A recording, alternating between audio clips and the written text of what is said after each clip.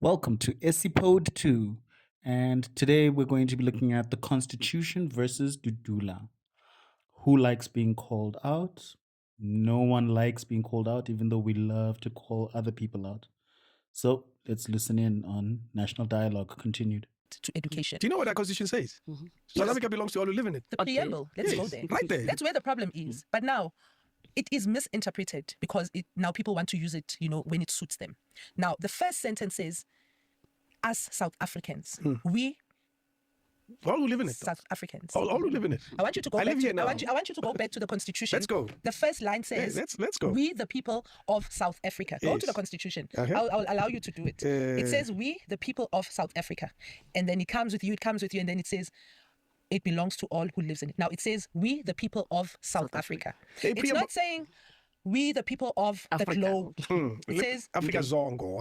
Let me read it. Okay. Yes. It says, it begins with the line, we the people of South Africa. Thank you. And establish the foundation principles of the values of the nation. It reflects on the injustice of the past and so forth and so forth. Let me get the Okay, hold actual on. period. It refers to? Yeah. It refers to? Please read that out to Injustices our of the viewers. past. Please read that The out. injustices of the past. Which are the injustices of the past in this country? We talk about What are apartheid. we referring We to? talk about Where apartheid. were the foreigners who are injustice of the past? They were helping us. Were they Where here were in the they? country? They were helping No. us from outside. No. So Okay. this constitution must not be misinterpreted. It says we the people of South Africa, and it says South Africa belongs to all who lives in it. Now, this talks to prior apartheid when black, Indian, coloureds were disadvantaged at that time. Yes. Now the constitution was including everyone. Now that's where it says all who lives in it. Yes. Not It means the rainbow nation, migrants, yes, South Africa. not people from Far be it from me to mansplain. The women have done their work, and it is a valid argument to be made in terms of the intention and the wording.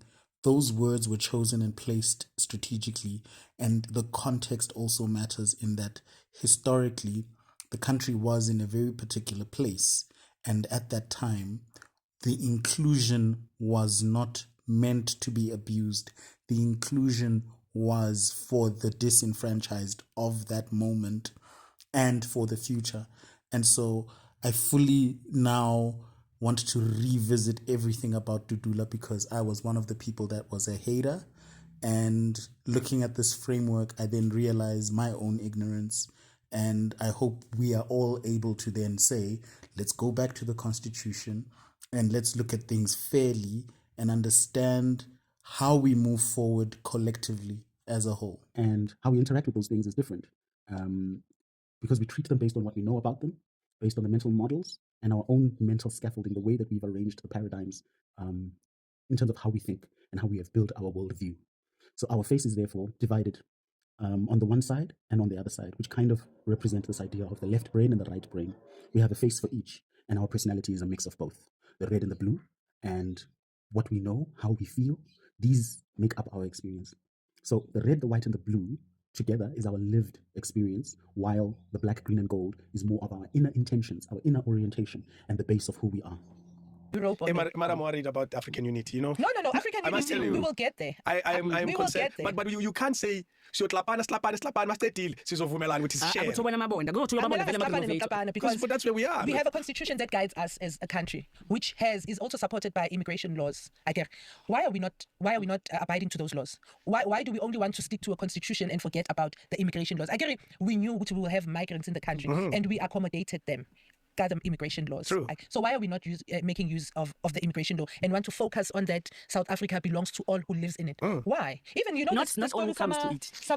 Xenophobia seems to be a very emotive topic, and there's this separation that we need to make between our emotional reaction and response, things that are not necessarily tangible, versus what's on the piece of paper, what's in the reality that people are living through. And this is why I'm even saying that since I began this whole thing, I never would have thought I would agree with Dudula. But when we look at first principles and later on in the episode, there are certain elements where we will challenge their perspective. But for now, I fully understand that the reason why it's so difficult to pin this movement down is there are elements of it that appeal emotionally, and then people have that emotional reaction. And then there are elements of it where it is rationally making sense, and these two things are used interchangeably. And so, on the one hand, you have the supporters hopping around between the logical frameworks and the emotional appeal. And then also, you have the detractors doing the same, where everyone is skipping around and dancing on one foot at a time, instead of us putting out all the emotional appeals on the one hand, and then all the mental and the conceptual appeal on the other side, balancing those two separate conversations into one holistic story about this country. Because it is incomplete for us to completely dismiss Dudula and the movement that's been going for as long as it has been, but it's also going to not benefit anyone if we then use our emotions in judging them, because there is some redeeming qualities, as well as there are elements where they can continue to improve. Sama clinic.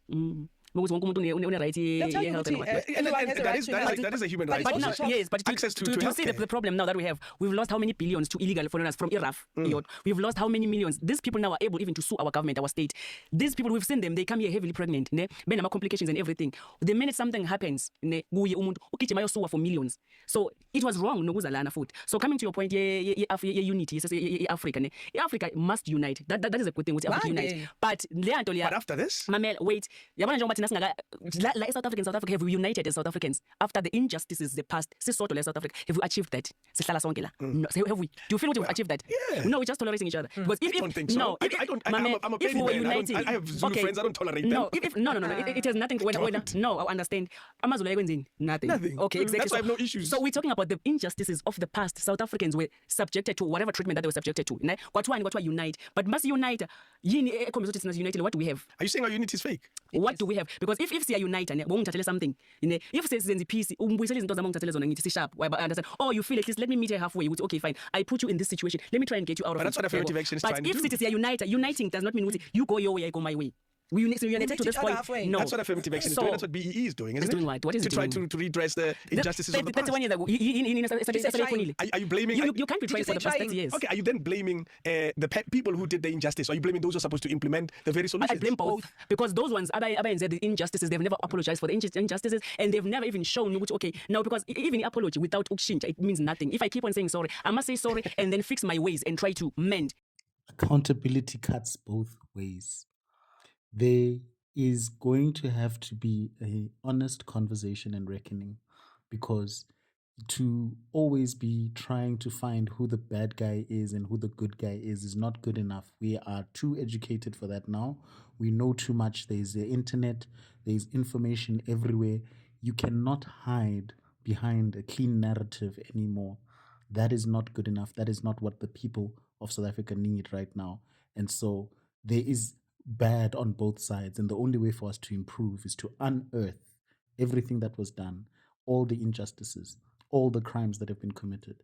All the bad actors need to be removed from their positions and replaced with people who have good intentions. Yeah.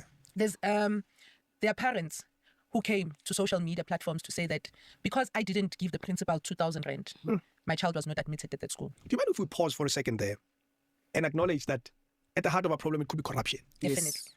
Then why don't corruption. why don't you spend most of your energy addressing that? Because it sounds like you're addressing after the corruption. So remember, earlier I told you we've matched the departments and we expected them to play their role. And unfortunately, we find ourselves being law officers, law enforcers. Because now this lady is not, the parents of these kids are not reporting these things to the law enforcers. They call Dudula because they know Dudula deals with illegal migrants. And because I didn't have a 2,000 rand to give to the school principal, my child was not admitted. But because a foreign national had the 2,000. So if you go back to these files, and it's something that the departments don't want to do. So we've said to them, let's get an audit done. Go through the files of the kids that have been admitted in your schools. Let's see whose parents are illegal in this country, and how do you even admit a child whose parent is undocumented? Because that clearly means even now one is undocumented. Let's go back to those files. Let's see how many kids will need to be removed from those schools. And then we are being told, Human Rights Commission, every child has a right. Politically, I think I understand exactly what's happening with Dudula. Dudula was not seeing progress when they were going at the principal. And so the only way that they're able to move forward is when they scapegoat the system and make it seem like foreign nationals are their target. Because really and truly, the constituency that they serve are South Africans, and they are more trusted than the political class. Yet the political class is who we need to make the decisions, who we need to allocate the budgets, who we need to basically allocate resources where the resources are needed, and to take the decision to be holding the people who need to be held accountable. So Dudula is then being used as this weapon in the media, as this xenophobic force that it is not. They are not xenophobic, actually. That is just a narrative. The same way that EFF on the other side of the spectrum is seen as this party that believes in open borders, because that's what's useful to the system. It's useful to the system to make it look like Dudula and EFF are fighting, yet the outcomes of both would benefit South Africans, and that we are being distracted from by seeming to be made to perceive some kind of war between Dudula and EFF, when it's structural problems that need to be addressed, and fixing those structural problems requires courageous leadership, which we are lacking, sorely lacking in this country. Yeah, but Can I that's throw the a possible unpopular perspective? Is it possible that most Afrikaners, and I'll use them as one example, because whites are not only Afrikaners, were not even aware of the injustice of apartheid? Because the wall was so high, and the government did such a good job of hiding it from the ordinary Mary, who was just living her life as a white. I hear King David is coping. This is coping. When you are holding on to old narratives and seeking to scapegoat people and represent people and defend people who are not, one, part of this conversation, and two, didn't ask you. There's no need for this kind of speaking on behalf of people. Yet you have a situation where we're trying to be having a national dialogue, and then you have the most well-funded party in the country choosing not to participate. They are choosing. So if that constituency is not part of the national dialogue, it's not anyone's fault. No one is stopping them. And so here, when King David is then trying to explain away some of these things, this is just coping to me. It's this continuation of the kid gloves, and really and truly, 32 years later, we can't be still dealing with people like they're eggs. They were taught to do all those things. They are beneficial. So what are they doing to correct it? Because right now, even a preschool child, no. You can't say that's an excuse. Right now, 30-something years later, now that you know, okay, you didn't know, right? Now that you know, what are you doing about it? But maybe I don't understand the severity of the problem. No, there's no way. There's no way. Not now. Am I trying too hard to argue a point that doesn't exist? Not now. It does not exist. Not now. So okay, fine. Your Africa unity is achieving, but we cannot come and unite in one country. That's not a continent. The country is South Africa. It's the same of like abantu, they've enjoyed their freedom without us. Like for instance, Ethiopia was never even colonized. Ethiopia. Why do we have so many Ethiopians here running our streets and unallowing abantu bethu lana? Why are they here? They even committed crimes. They even rape our kids. I don't know how many times we went to court because an Ethiopian person or a Somali guy who raped them. So why are they here? Because they were never colonized, right? So these are countries, right? So countries, that means these countries are being led. There must be a meeting between these presidents. If so our presidents don't care about unity, so they don't care about us. They don't care about us. So if they would come and sit down, and we power.